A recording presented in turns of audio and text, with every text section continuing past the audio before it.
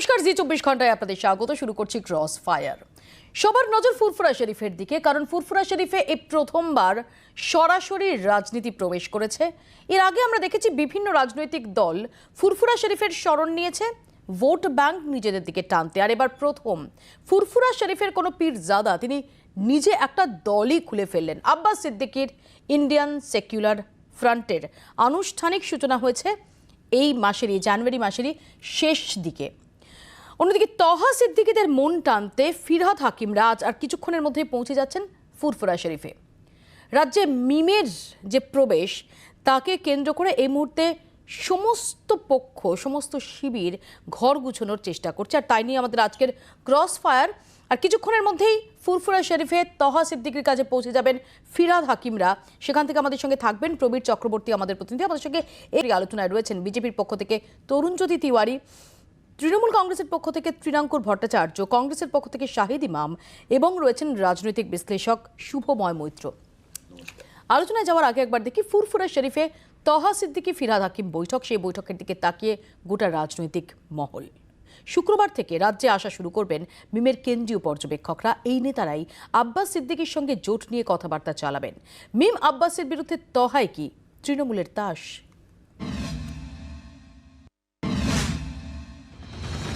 আবারও নজরে ফুরফুরা শরীফ।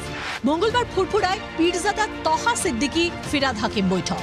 ভোট এলে সব দলই ফুরফুরা শরীফে আসে। তবে রাজনৈতিক বিশ্লেষকরা বলছেন এই পরিস্থিতিতে ফিরহাদের আসা অত্যন্ত গুরুত্বপূর্ণ। তহাই তৃণমূলের হাতের তাস। বঙ্গভোটে প্রার্থী দিচ্ছে মেম। দল গড়ে ভোটে লড়তে তৈরি ফুরফুরার অন্যতম পীরজাদা আব্বাস সিদ্দিকী। এতে সংখ্যালঘু ভোটে ভাঙন নিয়ে কিছুটা চিন্তায় রাজ্যের শাসক দল। কিছুটা হলেও ড্যামেজ কন্ট্রোল করতে পারেন তহা। কারণ ফুরফুরা শরীফের তহার প্রভাব, মিম ও আব্বাস ঘনিষ্ঠদের কৌশল তহার জানা। অতীতে বেশ কয়েকবার তৃণমূল সরকারকে আক্রমণ করেছেন তহা। সংখ্যালঘুদের উন্নয়ন নিয়েও রাজ্যকে নিশানা করেছেন। রাজনৈতিক বিশ্লেষকরা বলছেন তারপরও তহা ছাড়া গতি নেই তৃণমূলের। কারণ একদিকে মিমের জুজু, অন্যদিকে আব্বাসের। শুক্রবার থেকে 18 জেলায় কাজ শুরু মিমের পর্যবেক্ষকদের। ভোটের মুখে ইন্ডিয়ান সেকুলার ফ্রন্ট গড়ে আসরে নেমেছেন আব্বাস সিদ্দিকী। তিনিও ফুরফুরা শরীফের পীরজাদা। তৃণমূল ও বিজেপি বিরোধী নতুন ফ্রন্ট গড়ার সওয়াল আব্বাসের। গত 3রা জানুয়ারি ফুরফুরা শরীফে আব্বাসের সঙ্গে দীর্ঘ বৈঠক করেন আসাউদ্দিন ওয়াইসি। তবে আব্বাস মিম জোটের ঘোষণা এখনো হয়নি। শুক্রবার থেকে মিম আব্বাস কথা শুরুর সম্ভাবনা। ভাইপো আব্বাস ভোট রাজনীতিতে নেমে পড়ায় আবার তহা সিদ্দিকী খাপ্পা। উপর থেকে নির্দেশ দিয়ে আছে কোটি কোটি টাকা খরচ করে এইরকম পীর সাহেবদের, পীরজাদাদের, মহারাজদের নামানো হবে। তো এতে কোনো লাভ হবে না। এটা বিজেপির নির্দেশ, আরএসএস এর নির্দেশ। সংখ্যালঘু ভোটের একটি অংশ বাম কংগ্রেসে যাওয়ার জল্পনা, বাকিটাতে মিম আর আব্বাসকে ভাগ বসাতে দেওয়ার ঝুঁকি অনেক। ভোটের হিসেব উল্টে যেতে পারে, সেটা বুঝেই ফুরফুরা শরীফে ফিরহাদ হাকিমরা। আগামী দিনে আরো হেভিওয়েট তৃণমূলের নেতাও হয়তো ফুরফুরাতেই যাবেন মনে করছে রাজনৈতিক মহল। ব্যুরো রিপোর্ট, জি 24 ঘন্টা। ইতিমধ্যে আমাদের সঙ্গে এসে যোগ দিয়েছেন আলিয়া বিশ্ববিদ্যালয়ের অধ্যাপক প্রফেসর ডক্টর সাইফুল্লাহ। আপনাকেও স্বাগত জানাই। আমি শুরুতে একবার চলে যাব ফুরফুরা শরীফে। সেখান থেকে রয়েছেন প্রবীর চক্রবর্তী। প্রবীর, তৃণমূল কংগ্রেস বিলক্ষণ বুঝতে পারছে যে সংখ্যালঘু ভোটার তাদের কনসলিডেট না করতে পারলে এবারের নির্বাচনে তারা আত্মবিশ্বাসী হওয়ার কোনো রকম সুযোগই পাবেন না। সেই জন্যই কি আব্বাস সিদ্দিকীর নতুন দল, মিমের আনাগোনা, এই সমস্ত কিছু মাথায় রেখে আজকে ফিরহাদ হাকিমের ফুরফুরা শরীফ যাত্রা?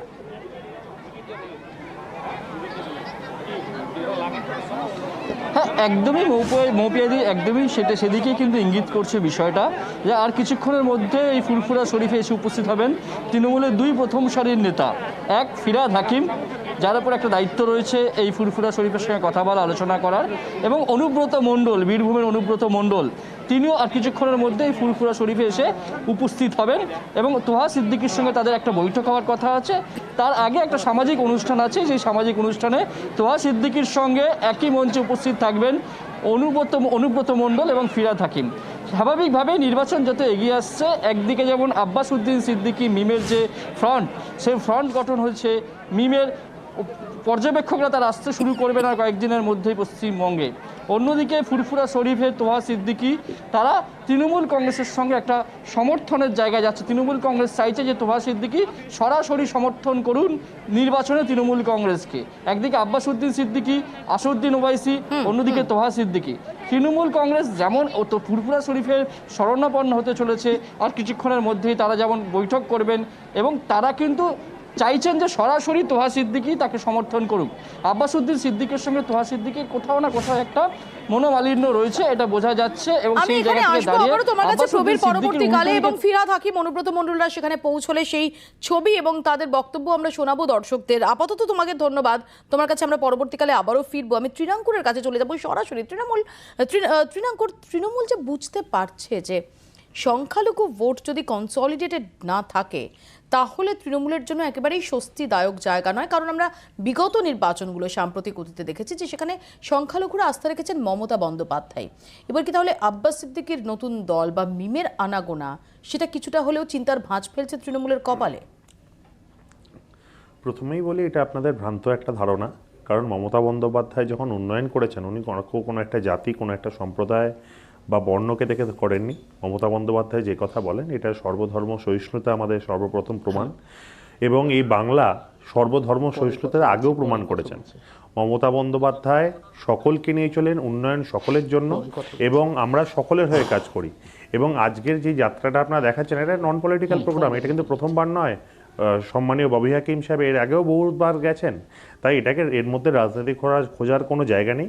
আমি দায়িত্ব সহকারে বলছি। শুধুমাত্র ফিরহাদ হাকিম কেন, ফুরফুরা শরীফে বিভিন্ন রাজনৈতিক দলের নেতারা বহু সময় গেছেন, কখনোই রাজনৈতিক কর্মসূচি নয়, কিন্তু ফুরফুরা শরীফ যাত্রা একদম রাজনীতি বহির্ভূতভাবে, এটা বলারও কোনো অপেক্ষা রাখে না, বিশেষ করে ভোটের মুখে। কারণ আমি আগেই বললাম যে এবারই প্রথম সরাসরি ফুরফুরা শরীফে রাজনীতি এসছে, যেখানে পীরজাদা আব্বাস সিদ্দিকী তিনি একটা দল খুলছেন। এটা তো বলার অপেক্ষা রাখে না তৃণাঙ্কুর, যে ফুরফুরা শরীফ রাজনীতির কথা মাথায় রেখে, ভোটের অঙ্কের কথা মাথায় রেখে বারবার দেখুন, এই ভোটের আগের কথাটা তাদের ক্ষেত্রে প্রযোজ্য হয়, সেই সকল ছাত্রদের ক্ষেত্রে যারা সারা বছর পড়াশোনা করে না। মমতা বন্দ্যোপাধ্যায় বিগত 10 বছর ধরে প্রত্যেকটা দিন প্রত্যেকটা ক্ষেত্রে উন্নয়ন করে এসছেন, প্রত্যেকটা শ্রেণীর মানুষের পাশে দাঁড়িয়েছেন। আজকে বিজেপির মতন দল যারা 2021 সালে এসে নেতাজিকে সম্মান জ্ঞাপনের কথা ভাবছে, বিবেকানন্দকে সম্মান জ্ঞাপনের কথা ভাবছে, বা মনীষীদের নিয়ে চর্চা করতে চাইছে, এরা তাদের ক্ষেত্রে প্রযোজ্য। আমাদের মমতা বন্দ্যোপাধ্যায় সর্বধর্ম সহিষ্ণুতার কথা বলেন, সকলকে উন্নয়নকে সামনে রেখে চলেন এবং সকলের ভালোর জন্য তিনি চেষ্টা করেন। এবং পশ্চিমবঙ্গ সরকার আগামী দিনেও মমতা বন্দ্যোপাধ্যায়ের নেতৃত্বে ঠিক এইভাবেই কাজ করে যাবে। শাহেদ ইমামের কাছে আসবো। ইমাম সাহেব, আপনার কি মনে হয় যে দাবিটা তৃণাঙ্কুরা করছে, যেটা একদমই একটা অরাজনৈতিক যাত্রা, অরাজনৈতিক একটা ভিজিট ফুরফুরা শরীফে, আপনার কি তাই মনে হয়? একেবারে না, একেবারে না। ইলেকশনের আগে নেতাগুলো কেন যাচ্ছে ফুরফুরা? আর ধরে নেওয়া হচ্ছে কেন যে ফুরফুরা সারা পশ্চিমবাংলা মুসলমানদের ভবিষ্যৎটা ডিসাইড করে দেবে, আর ওরা যেখানে বলবে মুসলমানরা ভোট দেবে? আপনাকে জ্ঞাতার্থে এটা ভুল জানিয়ে রাখি, ধারণা তৃণমূল সকলেরই। কংগ্রেস দল এরা যে প্রথমবার দল যাক নয়, ফুরফুরা বরাবর গেছে, ভুল অন্যরাই করছে। প্রথমবার যাচ্ছে। বারবার আপনারা একটা কাজ করুন, সংখ্যালঘুদের জন্য কোনো কাজ যদি করে থাকেন, একটা হোয়াইট পেপার পাবলিশ করে দিন, জনগণ নিজেই দেখবে, সংখ্যালঘু মানুষরা দেখবে, আপনাদের ভোট জন্য দিয়ে নয়, দেবে। সরকার সকলের জন্য ভোট কাজ নিয়ে করেছে, কথা তো আগামী না, দিনেও এখন তো কাজ আর করে কোনো কথা যাবে। নাই। হ্যাঁ, হয়তো এটা আপনার স্টেটমেন্ট, কত কাজ করেছে সবাই জানে, সকলেই জানে। একটা হোয়াইট পেপার বার করুন না, এই করেছি। আগামী দিনে আবার কোনো সেটা সরকার বিতর্কের নির্বাচনের ব্যাপার আগে নয় এটা। করবে। আমাদের সরকার ম্যানিফেস্টো বার করে এবং সেই ম্যানিফেস্টোর কবে সাথে কাজও করলো করে। একটু জানাবেন। আমার ম্যানিফেস্টোর কথা আমি বলছি না, আমি আপনাকে ম্যানিফেস্টোর কথা বলছি না, আমি আপনাকে বলছি সরকার সংখ্যালঘু বা পশ্চিমবাংলার মানুষের জন্য যা করেছে একটা হোয়াইট পেপার বার করে দিক। নিশ্চিতভাবে এই শ্রেণীর জন্য এই করেছি, আপনার হয়তো শেষ হয়ে যাবে কথা, আপনার কথা ঠিক থাকবে। চোখে ঠিক মতন পড়েনি, আপনারা নিশ্চিতভাবে চেষ্টা করব আপনার কাছে ইন্ডিভিজুয়ালি যদি পৌঁছে দেওয়া যায়। সিদ্দিকীকে আপনারা সাধারণ মানুষ বাংলা দেখতে পাচ্ছে যে মমতা বন্দ্যোপাধ্যায় কি কি করেছেন, এটা খুব স্বাভাবিক। আর অন্যরা এখন আব্বাস সিদ্দিকীকে হিরো বানাচ্ছে, এর সাথে মুসলিম সম্প্রদায়ের কোনো সম্পর্ক নেই। ইমাম সাহেব, শাহিদ ইমাম বলছেন যে তহা না, আমি সিদ্দিকীকে দলের প্রতিনিধি তৃণমূল হিসাবেই কংগ্রেস শুধু হিরো কথা বানিয়েছে, বলছি না। অন্যরা আব্বাস সিদ্দিকীকে হিরো বানাচ্ছে। আমি এখানেই একটু তরুণের কাছে আসবো। তরুণ, তৃণমূল কংগ্রেসের তরফ থেকে অভিযোগ করা হচ্ছে, তহা সিদ্দিকীর তরফ থেকে অভিযোগ করা হচ্ছে যে আব্বাস সিদ্দিকী এবং মিম উভয় নাকি তোমাদের দ্বারা সামনে রাখা, এর নেপথ্যে তোমাদের কৌশল রয়েছে, তোমাদের চাতুরি রয়েছে। মৌপিয়াদি, তোমার এক্ষুনি আমি তোহা সিদ্দিকীর মন্তব্য শুনলাম। আসল ব্যাপার, আমাদের মাননীয়া আগে যাকে নিয়ে ঘুরতেন, যাকে বিভিন্ন সময় দেখা যেত রাজনৈতিক মঞ্চের না হয়েও, একটা লাল দাড়িওয়ালা ভদ্রলোক ইমাম বরকতি, তাকে ছেড়ে এখন গোলাপি দাড়িকে বেশি দেখা যাচ্ছে। তুমি যাও বাসন্তী এক্সপ্রেসওয়েতে, যে কটা দেখবে ওই তোহা সিদ্দিকীর সভা টভার এগুলো আছে, ব্যানারগুলো আছে, সব কটার ওপর তৃণমূলের পতাকা গোজা। সেখান থেকে একটা লিঙ্ক বোঝা যায়। দেখো কে কার জন্য যাচ্ছে, কোথায় যাচ্ছে, ওনারা যেতেই পারেন না। এবার রাম বহিরাগত, আল্লাহ যদি ওনার নিজের হয়তো হবেন, সেটা আমার কোনো আপত্তি নেই। একটা জিনিস তো বলে দিই, এটা কদিন আগে স্টেটমেন্ট দেখছিলাম, মানে ফ্যাক্টশিট তৃণাঙ্কুর সোনার অভ্যাস করো, তৃণাঙ্কুর সোনার অভ্যাস করো, আপনি কি সোনার অভ্যাস করো, ডিস্টার্ব করেনি, সোনার অভ্যাস করো, সোনার অভ্যাস করো। এখানে অন্তত গণতন্ত্র রাখো, সোনার অভ্যাস করো, এখানে অন্তত গণতন্ত্র রাখো, এখানে অন্তত গণতন্ত্র রাখো। এবার এডুকেশন, মুসলিমদের এডুকেশন, মুসলিমদের এমপ্লয়মেন্ট, স্ট্যান্ডার্ড অফ লিভিং, এগুলো নিয়ে কথা হোক, এগুলো নিয়ে পশ্চিমবঙ্গে কথা হোক। এগুলোতে ভারতবর্ষের প্রত্যেকটা রাজ্য থেকে পিছিয়ে আছে পশ্চিমবঙ্গের মুসলমানরা। 2012 সালে ইমাম ভাতা চালু করলো, হাইকোর্ট বন্ধ করলো, তা উল্টোভাবে ওয়াকফ বোর্ডকে 500 কোটি টাকা দেওয়া হলো। তা দিয়ে বড় প্রান্তিক একটা মুসলমান সমাজের মানুষের কী লাভ হয়েছে? তারপর হচ্ছে বিভিন্ন ক্ষেত্রে ঐক্যশ্রী কী লাভ হয়েছে? 100 কোটি টাকার হজ টাওয়ার করে জানা ছিল যে হাইকোর্ট বাতিল করে দেবে। 100 কোটি টাকার হজ টাওয়ার দিয়ে একটা প্রান্তিক মুসলমানের লাভ কি হয়েছে? আসলে ব্যাপার, এই সরকারটা যে 30% সরকার, আজকে যখন দেখছে যে এই 30% নিজের ভালো বুঝতে পারছে এবং তৃণমূল থেকে দূরে যাচ্ছে, তখন আমি তরুণের বক্তব্যের রেস্টে আমি তো তৃণাঙ্কুরের কাছে জানবো। তৃণাঙ্কুর, আজকে যার কাছে ফিরহাদ হাকিম যাচ্ছেন, এই তহা সিদ্দিকী, গত কয়েক বছরে তহা সিদ্দিকীও যে তৃণমূল কংগ্রেসকে শুধুই ঢালাও সার্টিফিকেট দিয়ে গেছে এমনটা নয়। আমি আব্বাস সিদ্দিকীর প্রসঙ্গে তো পরে আসবো। এই তহা সিদ্দিকীও তো একাধিকবার রাজ্য সরকারের ভূমিকা নিয়ে সংশয় প্রকাশ করেছেন, প্রশ্ন তুলেছেন। আপনাকে প্রথম বলি, উনি কিন্তু তহা সিদ্দিকীর কাছে যাচ্ছেন না। আর তহা সিদ্দিকী কি বলেছেন না বলেছেন সেটা দলের মতন বুঝবে এবং দলের মতন করে সিদ্ধান্ত নেবে। কিন্তু ধর্মীয় অনুষ্ঠানকে কোনো ব্যক্তিগত অনুষ্ঠান বলা বোধহয় উচিত নয়। এবং আবারও বলছি, এটা প্রথমবার নয় যেখানে তৃণমূল কংগ্রেস দলের পক্ষ থেকে গেছেন বা ফিরহাদ হাকিম সাহেব প্রথমবার গেছেন, তিনি বহুবার গেছেন, এই এত বছর ধরে গেছেন। আজকে যারা নতুন করে রাজনীতি করতে আসছে, ধর্ম নিয়ে রাজনীতি করছে, বাংলাকে বিভেদ করছে, আমি তাদেরকে দুর্গাপূজা বন্ধ করে মহরমের জন্য ধর্মের রাজনীতি কে করেছে? মিথ্যে কথা। ইমাম ভাতা চালু করে ধর্মের রাজনীতি কে করেছে? দেখুন,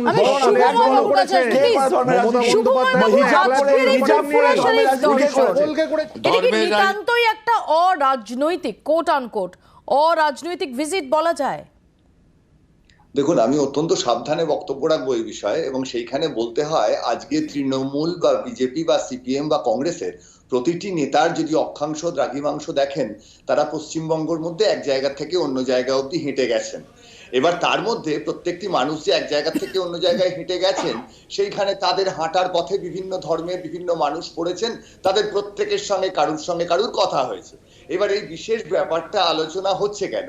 এই বিশেষ ব্যাপারটা আলোচনা হচ্ছে যে পশ্চিমবঙ্গের একটা ভোটারদের যে ডিস্ট্রিবিউশন, সেটা যেমন আপনি ঠিক করতে পারতেন কার কত ওজন তাই দিয়ে ভোটারদের ভাগ করবেন, ঠিক করতে পারতেন কার গায়ের রং দিয়ে ভাগ করবেন, সেই রকম ধর্ম দিয়েও কার কি ধর্ম সেই দিয়ে ভাগ করছেন, এবং তার নিরিখে একটা আলোচনা হচ্ছে। এবং এই আলোচনাটা রাজনৈতিক নেতারা অবশ্যই মনে করছেন এই আলোচনাটা ওয়েলকাম, না হলে এই আলোচনা হতো না। অর্থাৎ এই গোটা বিষয়টি যে সামনের 2021 নির্বাচনের সঙ্গে বিশেষভাবে জড়িত, এটা একদম পরিষ্কার। দ্বিতীয় বিষয় হচ্ছে যে এতে কার লাভ হবে বা কার ক্ষতি হবে, কিভাবে ভোটের ভাগ হবে, কিভাবে ভোট যোগ হবে, এটা মাথায় রাখতে হবে। ধর্ম সংক্রান্ত ব্যাপার নিয়ে আলোচনা করতে গেলে কোথাও কোথাও যেমন যোগ হয়, সেরকম কোথাও কোথাও বিয়োগও হতে পারে। সুতরাং আমার মনে হয় সামনের দিনে রাজনৈতিক দলগুলি ধর্মের ভিত্তিতে রাজনীতির কথা যখন ভাববেন, তখন তারা অত্যন্ত দায়িত্ববান মানুষ প্রত্যেকেই, তারাও খুব সাবধানে এই ব্যাপারগুলো নিয়ে ভাববেন, এবং আমাদের এই বিষয়ে আলোচনাও খুব সাবধানে করতে হবে। আমি এই প্রসঙ্গে আলোচনায় ফিরবো। আমি ডক্টর শৈফুল্লাহর কাছেও যাবো যে যতটা সংখ্যালঘু ভোটারদের মন পাওয়ার জন্য যতটা আকুতি থাকে একাধিক রাজনৈতিক দলের, তাদের জন্য যখন কিছু করার প্রসঙ্গ আসে সত্যি সত্যি সেটাই কতটা রাজনৈতিক স্বার্থ ব্যতি রেখে আসে, কতটা সত্যি তাদের সার্ভ করা হয়, কোথায় দাঁড়িয়ে রয়েছে পরিস্থিতিটা, সেটা জানার চেষ্টা করব। ছোট্ট একটা বিরতির পর ফিরছি, দেখতে থাকুন ক্রস ফায়ার।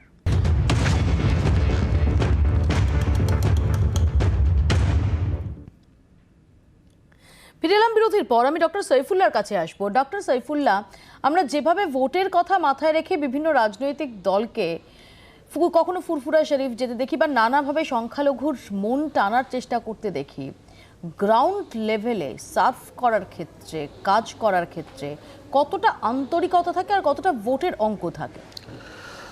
দেখুন, এটা নিয়ে তো কোনো দ্বিধার জায়গা নেই কথা বলার ক্ষেত্রে, যে আমরা ভোটের বাইরে সংখ্যালঘু সমাজ, আমি বিশেষত যেহেতু মুসলিম সমাজের কথা হচ্ছে মুসলিম সমাজের কথাই বলবো, তারা কি খায়, কি পরে, কিভাবে ঘুমায়, তাদের উৎসব অনুষ্ঠান কোনো কিছু নিয়েই আমাদের রাজনৈতিক নেতাদের আলাদা করে কোনো মাথা ব্যথা থাকে বলে আমার অন্তত জানা নেই।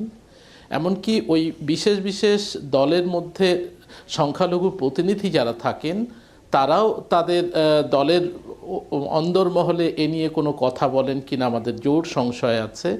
আমাদের মনে পড়বে, আপনাদের কাছেও সেই সংবাদ পৌঁছে থাকতে পারে, সংবাদ মাধ্যমকেও আমরা পৌঁছে দেওয়ার চেষ্টা করেছিলাম, যে দেখুন একটা সময় একটা ঈদ বছরে দুবার হয়, আমরা বারবার বলেছি যে দুটো ঈদে দুবার করে 4 দিন, সম্ভব হলে 3-6 দিন ছুটি না দিলে আমাদের ভাবাবেগ আহত হয়, আমরা প্র্যাকটিক্যাল জীবনে নানান রকমের সমস্যার মধ্যে পড়ি।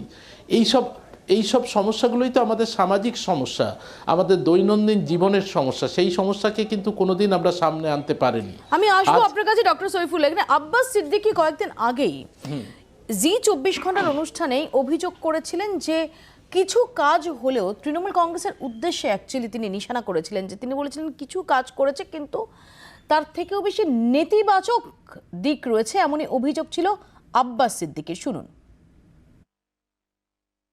34 বছর বাম আমল যাবার পরে স্বাভাবিক মানুষ যখন নতুন একটা মুখ এসেছিল তখন তাদের উপরে মানুষ আস্থা করেছিল, এবং মমতা ব্যানার্জি অনেক ওয়াদা করেছিলেন, 10,000 শিক্ষা প্রতিষ্ঠান, 15% সংরক্ষণ এবং জঙ্গলমহলকে হাসাবেন, নানা রকম ওয়াদা কিছু করেছিলেন, এবং ওয়াকাফ এস্টেটের পুনরুদ্ধার, এরকমভাবে জল জঙ্গলের অধিকার আমার আদিবাসী ভাইদের, সেগুলো বাস্তবায়ন হয়নি। চিন্তা ভাবনা করে দেখছি ভোট নেওয়ার সময় শুধু এই ওয়াদা করা হয়, স্টেজে একটা কথা বলে আর ভেতরে আর এক কিছু হচ্ছে। তাই আমরা ভেবেছি যে দলিত আদিবাসী পিছিয়ে পড়া মানুষের একটা ফন্ড তৈরি করে আমরা নিজেদের অধিকারের জন্য গণতান্ত্রিক প্রক্রিয়া, দেশের সংবিধান অনুযায়ী আমরা রাজনীতির প্ল্যাটফর্মে লড়াই করব। তৃণাঙ্কুর, আমি আবারও বলছি, আগেও বলেছি, আমাদের দল সর্বধর্ম সহিষ্ণু দল। আজকে অনুষ্ঠানের টপিক যেন ঘুরিয়ে এমন বোঝানো না হয় শুধু কোনো একটি সম্প্রদায়ের জন্য কাজ করা বা না করার ওপর একটা সরকার টিকে রয়েছে। আমরা আবারও বলি, মমতা বন্দ্যোপাধ্যায় সার্বিকভাবে চেষ্টা করেছেন এই সরকারকে নিয়ে এগোনোর, যখন সিপিএম গভর্নমেন্টের কয়েক কোটি টাকা ঋণের বোঝা ছিল, এবং বর্তমানে এই সরকার আসার পরও কিন্তু সরকারকে তার 90 টাকা দিচ্ছে না। যে কোনো সরকার তারা যে সংখ্যালঘু দেখবেন না, এটাই এক্সপেক্টেড। আবার এটাও তো ঘটনা যে বিরোধীরা মাঝে মাঝেই নিশানা করেছে তৃণমূল কংগ্রেসকে। ইনফ্যাক্ট 2019-এর লোকসভা নির্বাচনের ফল ঘোষণার পর তার বক্তব্য, তার প্রেস কনফারেন্স, তার একাধিক মন্তব্যকে কেন্দ্র করে বিরোধীরা অভিযোগ করেছেন সেখানে তার সরকারের ভূমিকা, সেটা কি তাই নিয়ে প্রশ্ন উঠেছে। এটাও তো ঘটনা। দেখুন, বিরোধীদের কাজ বিরোধিতা করা, তাদের কোনো বাংলার উন্নয়নকে নিয়ে বা সার্বিক উন্নয়নকে নিয়ে তাদের কোনো চিন্তাভাবনা নেই। আজকে একটা দল আছে বিজেপি, যারা বাংলাকে জয় নয় বাংলাকে দখল করতে চাইছে, আর একটি দল কথা বলি। সার্চার কমিটি রিপোর্টের পর থেকে 2016 পশ্চিমবঙ্গে মুসলমান জনসংখ্যা হচ্ছে প্রায় 27%, হচ্ছে 2011 সেন্সাসে। সেখানে গভর্নমেন্ট জব আছে 5.73%। Status of Muslim in West Bengal report 2014, সেখানে মুসলিমদের দুরবস্থা দেখানো হয়েছে। অমর্ত্য সেন, তরুণ জয়ী তিওয়ারি অশিক্ষিত হতে পারে, অমর্ত্য সেন তো শিক্ষিত একজন। দাঁড়ান, সবই বলবো, সোনার অভ্যাস করুন।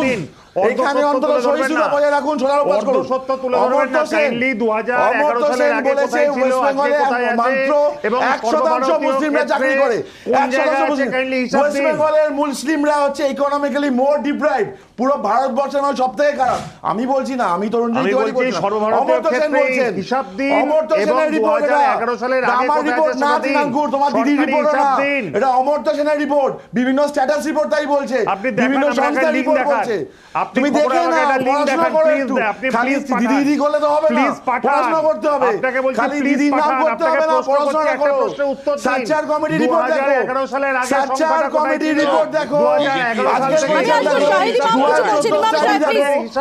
আমি ইমাম সাহেবকে, ইমাম সাহেব। পজিশন দেখো না, সরকার কোন তোমরা জায়গায় নিয়ে বলেছো যাচ্ছে? আসবো, ইমাম সাহেব। একটা কমিউনিটি দুধ দেওয়া গরু, আপনার হিসাবে মাননীয়া খালি তোষণ করে গেছে। মপিয়া, আমি শুনে অবাক হয়ে যাচ্ছি যে বিজেপি আজকে সংখ্যালঘুর কথাগুলো বলছে। ইউপিতে একজনকে টিকিট দিল না, পার্লামেন্টে টিকিট দেবে না, এখানে এলেই আমরা মুসলমানদের ভাগিয়ে দেবো, এইসব যেই পার্টি বলে, যার পার্টির প্রেসিডেন্ট বলে, তার একটা স্পোক্স পার্সন বসে আজকে মুসলমানদের কথা চিন্তা করছেন। এটা তো অবাক হয়ে গেছে। সূর্য অন্য দিক দিয়ে উঠছে আজকাল বোধহয়। ইমাম সাহেব, মুসলমানদের কথা চিন্তা করছি না, আমি ভারতবাসীর কথা চিন্তা করছি। ওনারা বিভাজনের কথা ভারতবাসীর কথা চিন্তা করছি, প্র্যাকটিক্যাল পজিশন যেটা আপনার বলা না উচিত না, ছিল, আপনি যেটা তাহলে বলেন তাহলে না। মুসলিম যেটা করবেন না। আপনার বলা উচিত সেটা আপনার আপনি কোনো বলেন অধিকার না। নেই কোন মুসলিম স্বার্থে করা। বলেন না, আপনি জানবেন। ইউপিতে গিয়ে দেখুন কি আপনি হচ্ছে। মুসলিম সমাজের প্রতিনিধি হয়ে ইউপিতে গিয়ে যেটা দেখুন। আপনার বলা সেটা আমি আরে বলেন না, ইউপিতে সেটা গিয়ে আমি দেখুন, বলছি। একজনকে সেটা আপনারা আমি টিকিট বলছি। দিলেন না। সেটা আমি একটা বলছি। টিকিট তো আপনাদের যেটা দেওয়ার আমার ক্ষমতা আপনার নেই। বলা উচিত। সংখ্যালঘুদের সেটা আপনি আপনারা কি বলছেন না। আপনি কেন ওনাকে মুসলিম বলে যেটা ব্যাখ্যা আপনার করতে বলা চাইছেন? উচিত আপনি বলেন না। ক্ষমা চান প্রকাশ্যে। আপনি কেন ওনাকে মুসলিম বলছেন? এরা দলের প্রতিনিধি। একটা মুসলিম সমাজের আজকে মানুষকে মুসলিম বলা বিজেপির যাবে এই না। চক্রান্ত, একটা এটা মুসলিম ভিন্ন সমাজের মানুষকে মুসলিম চক্রান্ত, বলা যাবে না। এরা মানুষকে মানুষ বলা বলে যাবে দেখে না। না। তোমাদের এরা কাছে হিন্দু না না, মুসলিম। উনি এরা ক্ষমা তোমাদের চাইবেন কাছে না, শিখতে উনি হবে। ক্ষমা চাইবেন না। বিভাজন তোমাদের কাছে আরে শিখতে ওনার হবে। ক্ষমতা পশ্চিমবঙ্গে চাইবেন। আজকে ধর্মীয় এই কারণে বিভাজন রাজনৈতিক করলে দলের- আরে না, উনি ক্ষমা চাইবেন না, আমি তো জানি ক্ষমা চাইবেন না। তোমাদের জায়গা হবে না। যোগী আর মোদির ফলোয়ার ক্ষমা চেয়ে নেবে, তাহলে কিষানের চাষিদের কাছে তো, ফার্মারদের কাছে তো মোদি ক্ষমা চাই নেবে। উনি কোনোদিন ক্ষমা চাইবেন না। ছোট্ট একটা আমি- বিরতি আমাকে তার আগে নিতে হচ্ছে, বিরতির পর ফিরে আসছে। কিন্তু এত আলোচনা, এত চর্চা হচ্ছে কেন? কেন হঠাৎ করে মিম এই আলোচনায় প্রাসঙ্গিক হয়ে পড়লো? তার প্রেক্ষাপটটা কি? ছোট্ট একটা বিরতির পরে প্রসঙ্গ নিয়ে আলোচনায় ফিরছি, দেখতে থাকুন ক্রস ফায়ার।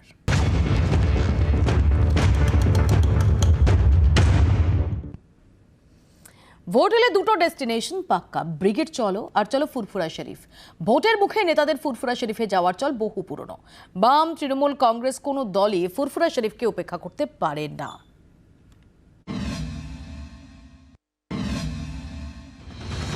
আবারও নজরে ফুরফুরা শরীফ।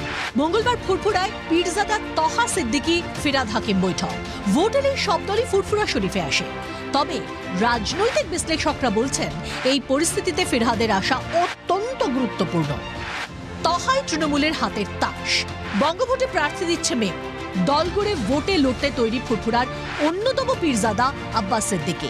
এতে সংখ্যালঘু ভোটে ভাঙন নিয়ে কিছুটা চিন্তায় রাজ্যের শাসক দল। কেউ কেউ বলেন রাজ্যের সংখ্যালঘু ভোট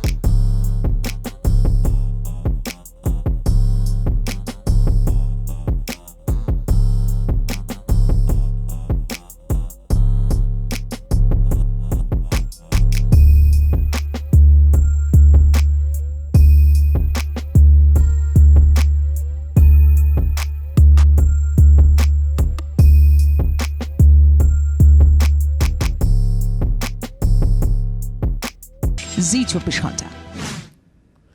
আমি শুভমী মৈত্রের কাছে আসবো। শুভমী বাবু, একটু সমীকরণটা যদি বুঝে নেওয়ার চেষ্টা করি, যে একদিকে মিম, পীরজাদা আব্বাস সিদ্দিকীর নতুন দল যে মিমের জন্য দরজা খোলা রাখছে, এই বার্তা তিনি স্পষ্ট করেছেন। অন্যদিকে বাম কংগ্রেস জোটের তরফ থেকেও আব্বাস সিদ্দিকীর জন্য একটা ফিলার সবসময় রাখা হচ্ছে। এরকম প্রেক্ষাপটে দাঁড়িয়ে তহা সিদ্দিকী ফ্যাক্টর এবং Furfura Sharif as a whole, Furfura Sharif কত আসনে বা কতটা জায়গায় সত্যি কতটা প্রভাব বিস্তার করতে পারে, একটু আপনার কাছে যদি ইকুয়েশনটা বোঝার চেষ্টা করি। একদম, এই ইকুয়েশন গুলো যখন বোঝার চেষ্টা হয়, এগুলো তো একদম 2+2=4 অঙ্ক নয়, ফলে আমাদের অন্য জায়গা থেকে দেখে শেখার চেষ্টা করতে হয়। সেই কারণেই প্রথমে একটু বিহারের কথা বলেন। বিহারে 20টি আসনে লড়াই করেছিলেন আমাদের এমআইএম, তার মধ্যে 5টি আসনে তারা নিজেরা জয়ী হন, 9টি আসনে বিজেপি বিরোধী শক্তি জয়ী হয় এবং বাকি 6টি আসনে বিজেপি জয়ী হয়। এবং যেখানে যেখানে বিজেপি জয়ী হয় তার মধ্যে মাত্র একটি আসনে বিজেপির জয়ের ব্যবধানের চেয়ে এমআইএম এর ভোট বেশি ছিল। সুতরাং প্রত্যক্ষভাবে যে কথাটি বারবার বিহারের ক্ষেত্রে বলা হচ্ছে সেটি সত্যি নয় যে মিমের জন্যই বিজেপি জিতেছে। 1, 2, এমন হতেই পারে যে মিম যেহেতু সেখানে লড়াই করেছে সেই জন্য সংখ্যাগুরু ভোট বিজেপির পেছনে এক কাট্টা হয়েছে বিভিন্ন জায়গায় এবং বিজেপির সুবিধে হয়েছে, কিন্তু এই ধরনের মেজার রাজনীতিতে করা মুশকিল। ধরা যাক পশ্চিমবঙ্গের কিছু আসনে, ধরা যাক একটা সংখ্যা, ধরা যাক 70টি আসনে কোনো একটি সংখ্যালঘু প্রভাব আছে। আমার মনে হয় যারা শিক্ষা আছে, যাদের যাদের চেতনা আছে, তারা কখনোই সংখ্যাগুরু সংখ্যালঘু ভেবে তো ভোট দেন না, তারা সমাজ, সকলের উন্নয়ন এগুলো নিয়েই ভাবেন। কারণ আমার তো এই প্রশ্ন আসতেই পারে যে ফুরফুরা শরীফে সামনের জয়েন্ট এন্ট্রান্স পরীক্ষার 11-12 ক্লাসের অঙ্ক করানোর জন্য একটা বিশেষ কোচিং সেন্টার খুললে কেমন হয়। এই ধরনের আলোচনা তো রাজনৈতিক নেতারা সবসময় করতে যাচ্ছেন এমন নয়। ভালো করে পদার্থবিজ্ঞান পড়ানোর কথা তো সেখানে আলোচনা হচ্ছে না। ফলে এইখানে অবশ্যই রাজনীতির সঙ্গে সম্পর্ক আছে এবং এইখানে সংখ্যালঘু ভোটের বিভাজন অবশ্যই প্রত্যক্ষ এবং পরোক্ষভাবে যারা সংখ্যাগুরু ভোটের উপর নির্ভরশীল তাদেরকে সুবিধে করে দিতেই পারে।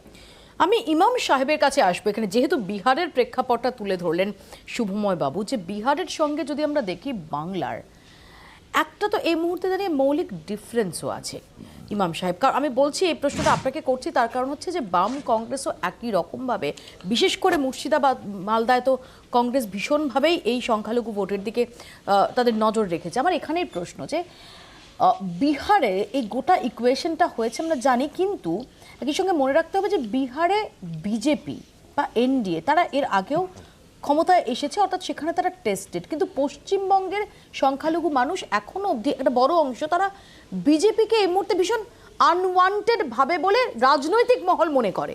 সেখানে দাঁড়িয়ে কি আসলে মিমি আসুক বা আব্বাস উদ্দিন সিদ্দিকী আসলে ভোটটা আরও বেশি করে কনসলিডেটেড হওয়া এখনো অবধি অপেক্ষাকৃত যারা শক্তিশালী অর্থাৎ তৃণমূল কংগ্রেস তাদের দিকে সেই সম্ভাবনাটাই বেশি নয়? আমার মনে হয় যে পশ্চিমবাংলায় মিমের কোনো ইফেক্ট পড়বে না। প্রথমেতে ওনাদের কোনো ইউনিট নেই এখানে, আর আব্বাস সিদ্দিকী আনচার্টার্ড টেরিটরিতে পা দিচ্ছেন। ওনার পায়ে বল আসুক, গোল করতে পারেন উনি, ক্ষমতা রাখেন কিনা সেটা দেখা হবে। এখনো তো উনি তো মাঠে নামেননি কোনোদিন। এটা নিয়ে আব্বাস সিদ্দিকীকে আমি বললাম না, তাহা সিদ্দিকীকে তৃণমূল নেতা মানে, সভাগুলোতে ভিড় হওয়া আর ভোট দুটো আলাদা। আর আসাদুদ্দিন ওওয়াইসি আজ পর্যন্ত পশ্চিমবাংলায় একটা ইউনিট করতে পারেননি। বিহারের ইকুয়েশন পশ্চিমবাংলার ইকুয়েশন আকাশ পাতাল তফাৎ, স্পেশালি ল্যাঙ্গুয়েজের। উনি এখানে এসে কিছু এমন একটা ইফেক্টিভ কিছুই করতে পারবেন না। এই তৃণমূল ভয় পেয়ে যাচ্ছে অকারণে, ভয় পেয়ে যাচ্ছে, কোনো কাজ করেনি। ওরা ভাবছে যে ওরা যদি চলে আসে, সংখ্যালঘু ইস্যু যদি তুলে দেয়, তাহলে তৃণমূল সবসময় তো সেকুলার পার্টিগুলো ভোট ব্যাংক হিসাবে ইউজ করেছে, কংগ্রেসও ইউজ করেছে। আমি কংগ্রেস করি, কিন্তু বলতে হচ্ছে আমাকে, এই যে সংখ্যালঘুদের ভোট ব্যাংক, এটা বিজেপি পরিষ্কার করে দিয়েছে ইউপিতে, যে ওরা মুসলমানদের ওপর কোনো আস্থা রাখে না, বিশ্বাস রাখে না, টিকিট দেবো না, কোনো জায়গায় কোনো স্থান দেবো না। পশ্চিমবাংলা বিজেপিতে কোনো মুসলমান নাম দেখবেন না আপনি, কোনো জায়গায় কোনো স্থানে মুসলমানদের ওরা দেবে না, যেটা এক্ষুনি 2 মিনিট আগে মুসলমান করতে শুরু করে দিল। এদের এই চরিত্রটা, কিন্তু তার মানে এটা নয় যে মুসলমান ভোটগুলো ফুরফুরা শরীফের বলাতে এক কাটটা তৃণমূলের দিকে চলে যাবে বা বাম আর কংগ্রেসের দিকে চলে যাবে। পশ্চিমবাংলার মুসলমান আর বিহারের মুসলমানের অ্যাপ্রোচ টু লাইফ খুব ডিফারেন্ট। শ্রীরাঙ্কুর আসলে কি ভোট ব্যাংক হিসেবেই দেখে আসা হচ্ছে? আমি আগে একটা সেটা তো অত্যন্ত স্ট্যাটিস্টিক্যাল ডিফারেন্সটা unfortunate দিই। হবে। উনি একটা স্ট্যাটিস্টিক্স দিলেন, তার হিসাবটা আমি একটা দিই। আর তেলেঙ্গানার ক্ষেত্রে মাত্র 8টা আসনে সে প্রার্থী দিয়েছে মিম, কিন্তু মহারাষ্ট্রের ক্ষেত্রে 60খানা আসনে প্রার্থী দিয়েছে। আপনাকে সিটগুলোর নাম বলছি, এটা নজর দেবেন। Sangola seat, Chandivali seat, Nagpur central, Pune cantonment, Paithan, Nanded north, Kamthi, Kurla, Kalina ইত্যাদি বেশ কিছু সিটে আজকে এই মিমের প্রভাবে বিজেপি বা বিজেপির সঙ্গে থাকা দল জিততে সাহায্য হয়েছে। আজকে মিমের বাংলায় আচ্ছা, বা যদি এদের কেউ কিন্তু কাজ কোনো করে থাকে, তারা তো গ্রহণযোগ্যতার ভয় জায়গা পাওয়ার কি নেই। আছে?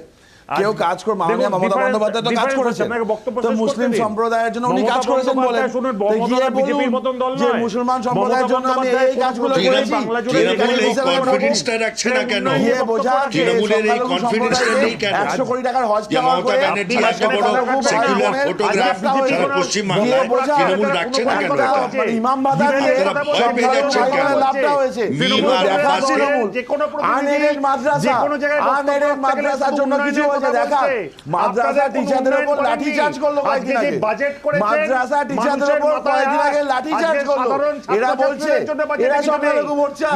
আমি তরুণ দুজনের কাছেই আসবো। আমি এখানে ডক্টর সাইফুল্লাহর কাছে আসবো। ডক্টর সাইফুল্লাহ, একটু আগে ইমাম সাহেব যেটা বলছিলেন সত্যি হন্ট করলো। ইমাম সাহেব তিনি নিজে কংগ্রেসের প্রতিনিধি, তাকেও বলতে হচ্ছে যে আসলে সমস্ত দল ইনক্লুডিং কংগ্রেস সংখ্যালঘু মানুষকে শুধুমাত্র ভোট ব্যাংক হিসেবে দেখে এসেছে।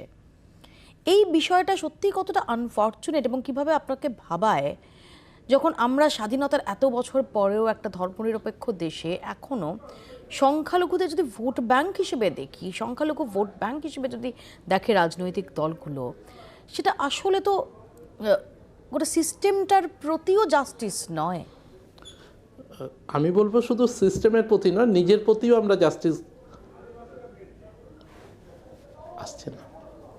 শুনতে পাচ্ছেন? হ্যাঁ শুনতে পাচ্ছি, হ্যাঁ প্লিজ বলুন। বলছি এটা শুধু মানে সিস্টেমের প্রতি জাস্টিস না, আমি বলবো নিজের প্রতি আমরা সুবিচার করতে পারছি না।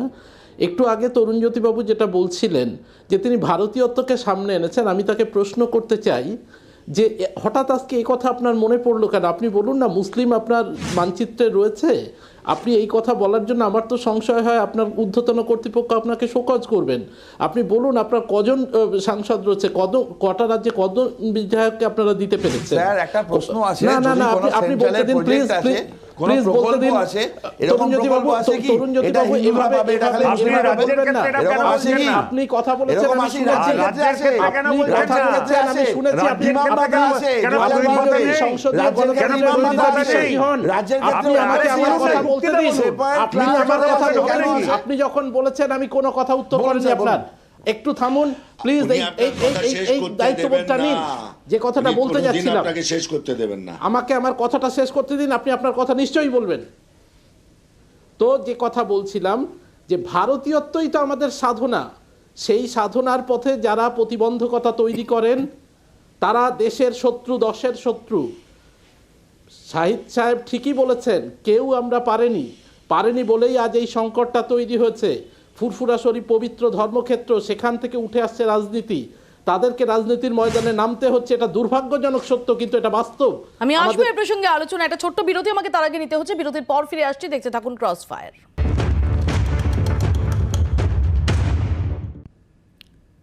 আমরা আলোচনার একদম শেষ পর্যায়ে চলে এসেছি। তহা সিদ্দিকী তিনি আজকে ফিরহাদ হাকিম অনুব্রত মণ্ডলের যাওয়া নিয়ে কি বলছেন শুনুন। ভারত স্বাধীন হবার পর থেকে যে ইলেকশন হয়েছে, সিপিএম, কংগ্রেস, তৃণমূল উন্নয়নকে সামনে রেখে উন্নয়নের কম্পিটিশন। সিপিএম বলছে আমরা উন্নয়ন করেছি, কংগ্রেস বলছে আমরা করেছি, তৃণমূল বলছে আমরা উন্নয়ন করেছি। পাবলিক যাকে দেখেছে, উন্নয়ন দেখেছে, তাকেই ভোট দিয়েছে। আর বাংলার শান্তির জন্য যারা মানুষের কাছে গেছে তাদের ভোট দিয়েছে। 2021-এ যে ভোটটা হবে, আমি বলতে পারি 2021-এর ভোটটা হবে সাম্প্রদায়িকের বিরুদ্ধে ভোট হবে, উন্নয়নের পক্ষে ভোট হবে। সাম্প্রদায়িকতার বিরুদ্ধে ভোট হবে, উন্নয়নের পক্ষে ভোট হবে।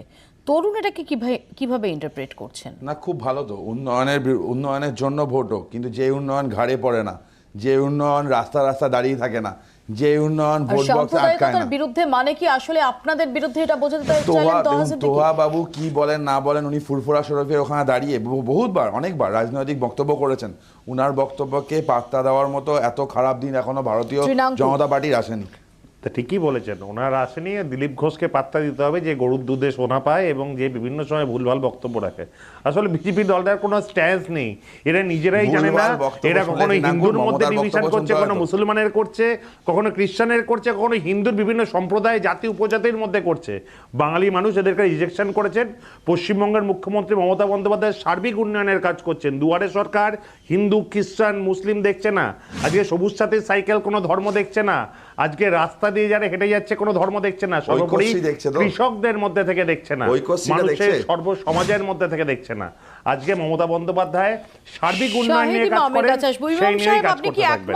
যে আসলে কোন ধর্মের মানুষ, কোন ধর্মের ভোটার, সেটা সরকারের নজরে থাকছে না। সরকার সার্বিকভাবে একটা ইনক্লুসিভ ওয়েতে উন্নয়ন করছে এ রাজ্যে, আপনি একমত? ইনক্লুসিভ ওয়েতে তো উন্নয়ন করছে না সরকার। সরকার দেখুন, মমতা ব্যানার্জির কতগুলো স্কিম আনলো সেটা জেনে শুনে নিয়ে এসেছিল। ইমামেদের ভাতার স্কিমটা সবাই জানতো যে হাইকোর্ট এটা রিজেক্ট করে দেবে, আলটিমেটলি যেতে হবে ওয়াকফ বোর্ডে। আজকে মাদ্রাসার ডিক্লারেশনের জন্য, মাদ্রাসার রেকগনিশনের জন্য 50% রিজার্ভেশনের জন্য কি করেছে? আমি তো বলি, আমাকে মিথ্যাবাদী প্রমাণ করে দিন, একটা হোয়াইট পেপার পাবলিশ করে দিন না, সবাই জেনে নিক আপনি কাজ করেছেন। আর আপনি যদি সংখ্যালঘুর জন্য কাজ করতেন তাহলে তোহা সিদ্দিকীকে ধরতে হতো না, আর আব্বাসকে আর ওয়েসিকে ভয় পেতে হতো না। কাজ আপনার পরিচয় দিত, কাজ আপনার প্রমাণ করে। আমি আগে সর্বোপরি শুধু কংগ্রেস নেতাকে অনুরোধ করব, তার স্ট্যান্সটা তিনি ক্লিয়ার করুক। তিনি আগে কি হিসেবে, আমি একজন কংগ্রেস নেতা হিসেবে প্রশ্ন করছেন না শুধুমাত্র একটা জাতি বা উপজাতি বা ধর্মের মানুষের জন্য প্রশ্ন করতে চাইছেন। এইটা তো কিছুক্ষণ আগে এই প্রশ্নে তো আপনি তরুণ যদি দিওয়ানি একটা কথা বলি, আমি শেষ করি। না না, প্রশ্ন উত্তরটা জানতে চাইছি, উত্তরটা উনি কি হিসেবে চাইছেন, এটাই তৃণমূল। প্রশ্নের উত্তরটা উনি কিভাবে জানতে চাইছেন? খারাপ লাগে যখন সত্যি কথা বলা হয়, তখন খারাপ লাগে। কংগ্রেস নেতা হিসেবে যদি জানতে চান, আমি একটা কথা বলি, আপনি ভুলে যাচ্ছেন, আপনার লেগে গেল জিনিসটা, বিজেপি শাসিত আপনার লেগে গেল দিল্লি, আপনি আমি জানতেন আপনি রিঅ্যাক্ট করবেন। আপনি তেলেঙ্গানার ক্ষেত্রেও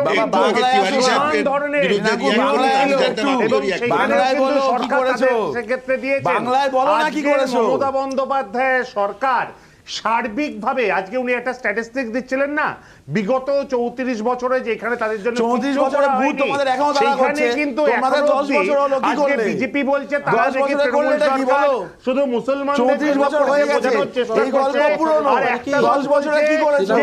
ইমাম ভাতা জিজ্ঞাসা রাখতে পারি, ওই ওয়াকফ বোর্ডে রাখা দিয়েছো, মুসলমান সম্প্রদায়ের নির্বাচনের সময় প্রান্তিক মুসলমান সম্প্রদায় তৃণাঙ্কুরবাবু 1 মিনিট একটু শুনুন। আপনাকে তৃণাঙ্কুরবাবু একটু শুনুন, আমরা এত উন্নয়নের কথা বলছেন, আমাদের কথা একটু শুনুন, জিজ্ঞাসাটা রাখতে দিন। খুব সংক্ষেপে প্লিজ, আমাকে শেষ করতেই হবে। বলছি যে সম্প্রতি পিএসসির মাদ্রাসায় নিয়োগে 12 জনের মধ্যে 12 জনকেই অমুসলিম দেওয়া হচ্ছে, 11 জন বাংলাতে, 12 জনের মধ্যে 11 জনকে অমুসলিম দেওয়া হচ্ছে বাংলাতে।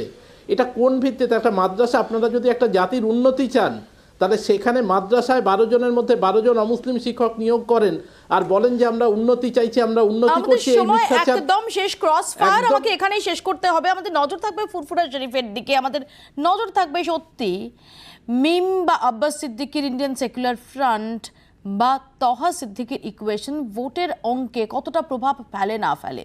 কিন্তু সবকিছুর উপর উঠে আমাদের একটা প্রার্থনা থাকবে যে একটা ধর্মনিরপেক্ষ দেশে যেন সত্যি সত্যি রাজনীতি বা উন্নয়ন কোনোটাই ভোট ব্যাংকের নিরিখে বা ভোট ব্যাংকের হিসেবে না হয় না, উন্নয়ন সেটা সার্বিক হোক এবং সংখ্যাগুরু সংখ্যালঘু সব সম্প্রদায়ের মানুষ যাতে একই রকমভাবে এই রাজনীতির যে অঙ্গনটা রয়েছে বা যে সরকারি সুবিধে জায়গাগুলো রয়েছে সেগুলো পান।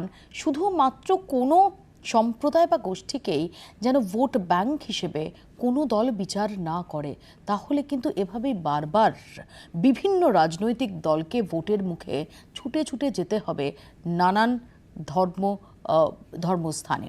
আপাতত ক্রসফায়ার এখানেই শেষ করছি, দেখতে থাকুন জি 24 ঘন্টা।